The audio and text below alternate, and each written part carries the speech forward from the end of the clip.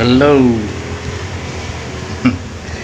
Ito malaking pag-asa sa atin ng mga content creator. Kahit hindi na tayo naka blue badge, may pag-asa na tayong makausap ang mga agent ng Meta. I-search mo lang yan, yan.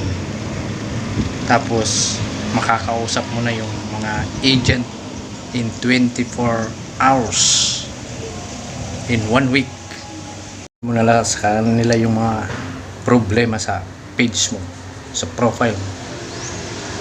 Ganon kabilis.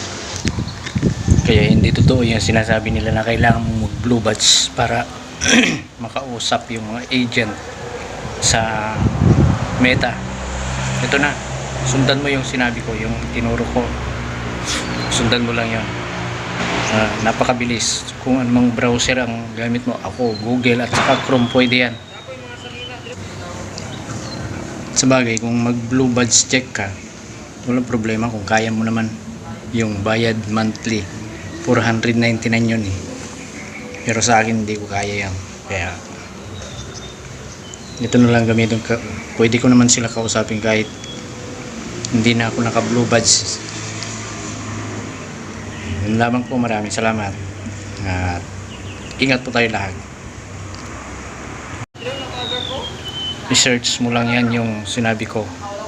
Sana ay makatulong ito sa iyo. Kung nakatulong ito sa iyo ay baka pwede mong i-share at comment. Yan lamang.